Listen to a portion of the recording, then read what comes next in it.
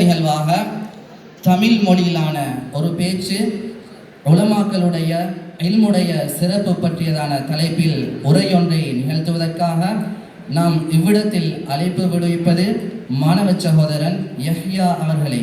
அஹ்லன் வசஹ்லன் வமர்ஹபன் பிக்கும்.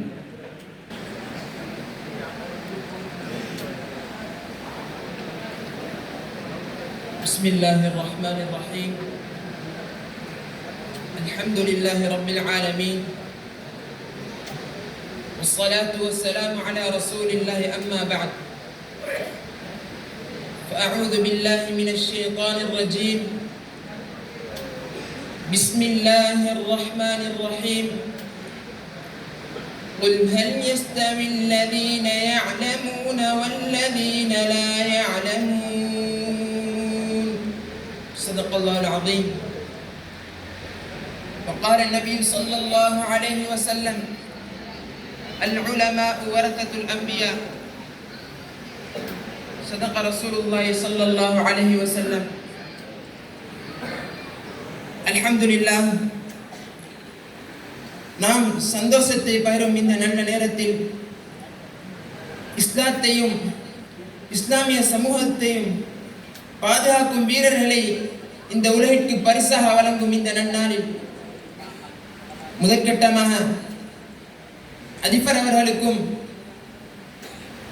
என்னுடைய உஸ்தாத்மார்கள் உட்பட அனைத்து உலமாக்களுக்கும் எம் அழைப்பு ஏற்று வந்திருக்கக்கூடிய அதிதிகள், பெற்றார்கள், இன்னும் என சக நண்பர்கள் அனைவருக்கும் இஸ்லாத்தின் காணிக்கையாம் சலாத்தை தெரிவிப்பதில் பெருமகிழ்ச்சி அடைகின்றேன்.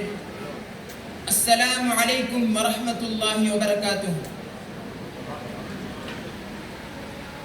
இன்று நான் உலமாக்களை பற்றி ஒரு சிறிய குறிப்பை உங்கள் முன்னால் முன்வைக்க விரும்புகிறேன். மனித கோடிகள் துன்பங்கள் இல்லாமல் சுவண்டிகளோடு ஒரு இடத்தில் வாழ விரும்புவார்கள். அதுதான் அந்த உயர்தரமான சுவர்க்கம். அதனை அடைய ஈமான் என்ற நேரான பாதை தேவை. சரியான பாதையில் விரைவாக செல்வதற்கு இல்ம் என்று சொல்லக்கூடிய ஒளி தேவை. இவை இரண்டும் கிடைக்கப்பெற்ற அருள் பெற்ற ஒரு சாரார் இருக்குமாக இருந்தால் அது மார்க்க மேதைகள், இஸ்லாமிய மார்க்க மேதைகள், உலமாக்கள் தான். இதனை அல்லாஹ் தஆலா அல் குர்ஆனிலே பின்வருமாறு விளங்கப்படுத்துகிறான். يرفع الله الذين آمنوا منكم والذين أوتوا العلم درجات. உங்களில் உள்ள விசுவாசிகளுக்கும் கல்வி அறிவு கொடுக்கப்பட்டவருக்கும் அல்லாஹ் பதவியை உயர்த்துவான். சூரத்துல் முஜாதலாவில் 11வது வசனத்தில் பதிவு செய்யப்பட்டுள்ளது. என் அன்பிற்கினியவர்களே, உலமாக்கள் என்றால் நபிமார்களுடைய வாரிசுகள். மடமை எனும் இருளை நீக்கக்கூடிய ஒளி விளக்குகள். அல்லாஹ் தஆலாவால் எந்த அமானிதம் இந்த பூமியில் பரத்தப்பட்டுள்ளதோ அந்த பூமியை அகிலத்தாருக்கு நிறைவேற்றக்கூடியவர்கள். இவர்கள் தான் வஹீயினுடைய மொழியை பாதுகாக்கக்கூடியவர்கள். உலமாக்கள் மார்க்க மேதைகள் இல்லாமல் இஸ்லாமிய மார்க்கத்துக்கு நிரந்தரம் கிடையாது.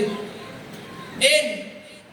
இவர்கள் தான் அகீதாவை கட்டி காக்கக்கூடியவர்கள், குர்ஆனுடைய மொழியை உயிர்ப்பிப்பவர்கள். அதுபோன்று மடமை எனும் புழுதியை புத்திகளை விட்டும் துடைப்பவர்கள், தெளிவான ஆதாரங்களை நிலைநாட்டுபவர்கள். இதனை நாம் எமது வரலாறுகளில் பார்க்க முடியும். மங்கோலியர்கள் இஸ்லாத்தை அழிக்க திட்டம் தீட்டினார்கள். இவர்கள் செய்த முதலாவது வேலை உலமாக்களுக்கும் சமூகத்துக்கும் மத்தியில் பிரிவை ஏற்படுத்தினார்கள். இது போன்றுதான் எமது நாட்டிலாக இருக்கலாம், பல நாடுகளிலும் இன்று இஸ்லாத்தின் விரோதிகள் இஸ்லாத்தை அழிப்பதற்காக வேண்டி அவர்கள் செய்யக்கூடிய ஆகப்பெரிய முயற்சி உலமாக்களுக்கும் சமூகத்துக்கும் மத்தியில் பிரிவை ஏற்படுத்துவதற்காக வேண்டி. என் அன்பு நண்பர்களே, கண்ணியமானவர்களே, நாங்கள் எமது உலமாக்களை எந்த கண்ணோட்டத்தோடு பார்க்கிறோம்? எம்மை சூழ உள்ள குடும்பத்தினர்களாக இருக்கலாம், நண்பர்களாக இருக்கலாம், அயலவர்களாக இருக்கலாம், அனைவருடைய உள்ளத்திலும் உலமாக்களுடைய மதிப்பு எந்த அளவுக்கு இருக்கிறது? இமாமுனா ஷாஃபிஈ ரஹிமஹுல்லாஹ் அவர்கள் கூறுகிறார்கள், كنت أصفح الورقة بين يدي مالك صفحا رقيقا هيبة له لئلا يسمع صوتها. நான் என்னுடைய ஆசிரியரான மாலிக் ரஹிமஹுல்லாஹ் அவர்களுக்கு முன்னிலையில் நான் தாள்களை பக்கங்களை பிரட்டுவேன், மென்மையாக பிரட்டுவேன். ஏன்? அதனுடைய சத்தம் ஆசிரியருக்கு கேட்கக்கூடாது என்பதற்காக வேண்டி. எவ்வளவு அழகான ஒழுக்கம் இது! இல்முக்கும் இல்முடையவர்களுக்கும் செலுத்தப்பட தகுதியான எவ்வளவு அழகான மரியாதை இது! அன்றொரு தினம் இப்னு அப்பாஸ் ரலியல்லாஹு அன்ஹு அவர்கள் ஸைத் இப்னு சாபித் ரலியல்லாஹு அன்ஹு அவர்கள் வாகனத்தின் கடிவாளத்தை பிடித்துக் கொண்டிருக்கிறார்கள். ஸைத் இப்னு சாபித் ரலியல்லாஹு அன்ஹு அவர்கள் இப்னு அப்பாஸ் ரலியல்லாஹு அன்ஹு அவர்களை பார்த்து கூறினார்களே, இந்த கடிவாளத்தை விட்டுவிடு என்று கூறினார்கள். அந்த நேரத்தில் இப்னு அப்பாஸ் ரலியல்லாஹு அன்ஹு அவர்கள் ஹகதா உமிர்னா அன் நஃஅல பிஉலமாயினா, இவ்வாறு தான் நாங்கள் எங்களுடைய உலமாக்களுக்கு பணிவிடை செய்வதற்கு ஏவப்பட்டுள்ளோம் என்று கூறினார்கள். அலி ரலியல்லாஹு அன்ஹு அவருடைய என்ன அழகான கூற்று இது! மன் அல்லமனி ஹர்ஃபன் குன்து லஹு அப்தா, யார் எனக்கு ஒரு எழுத்தை கற்றுத் தருகிறாரோ அவருக்கு நான் அடிமையாக மாறிவிட்டேன் என்று கூறுகிறார்கள். இவ்வாறு தான் நாங்களும் எங்களுடைய உலமாக்களை எங்களுடைய கண் முன்னால் இருந்தாலும் சரி, மறைவாக இருந்தாலும் சரி, அவர்களை கண்ணியப்படுத்த வேண்டும், அவருடைய கூற்றுகளை மதிக்க வேண்டும், அவருடைய உரையாடும் போது ஒழுக்கமாக நடந்து கொள்ள வேண்டும், அவர்களை துச்சமாக கருதி அவருடைய சாபங்களை சம்பாதித்து விடக்கூடாது. ஏனென்றால் அவருடைய சாபமோ எம்முடைய புத்திலும் மார்க்கத்திலும் சந்ததி சந்ததியா பங்கம் விளைவிக்கும் என்பதை மறந்துவிடக் கூடாது.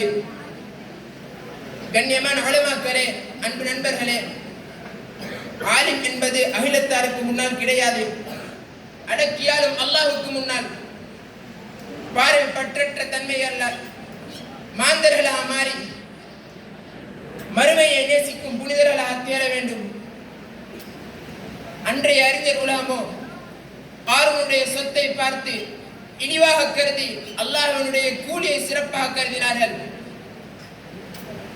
நாம் ஆயுதத்தால் வெல்ல முடியாத வெற்றிகளை அறிவால் ஆக்கிரமிக்கக்கூடிய அறிஞர்கள், நாம் மார்க்கம் மலங்காமல் இருப்பதற்காக வேண்டி மார்க்கத்தை கட்டிக்காக்கும் வீரர்கள், இது போன்ற ஆவல்கள் தான் எம்முடைய உள்ளங்களில் அலைகளாக மோத வேண்டும். இப்படிப்பட்ட உலமாக்களாக மாறுவதற்கு வல்ல அல்லாஹ் நம் அனைவருக்கும் தௌஃபீக் செய்வானாக என கூறி என்னுடைய இந்த சிறிய உரையை முடித்துக் கொள்கிறேன். இந்த இடத்தில் எனக்கு சிறு வார்த்தைகளால் சிறப்பாக உரையாற்ற சில வினாடிகளை பொன்னாக தந்த அல்லாஹ்வுக்கு எல்லா போலும் என கூறி விடைபெறுகிறேன். وآخر دعوانا أن الحمد لله رب العالمين والسلام عليكم ورحمة الله وبركاته. ஆம், இவருக்கு முன்னால் ஒரு ஆலிமுடைய பெருமதி என்ன, அவர் இவ்வுலகத்தில் செய்ய வேண்டிய பணிகள் என்ன, அல்லாஹ்வுக்கு முன்னால் அவருடைய கூலி என்ன என்றெல்லாம் எமக்கு முன்னால் அழகி தமிழால் உரையாற்றிவிட்டு சென்ற மாணவ சகோதரன் யஹ்யா அவர்களுக்கு மனமார்ந்த நன்றிகளை தெரிவித்துக் கொள்வதுடன்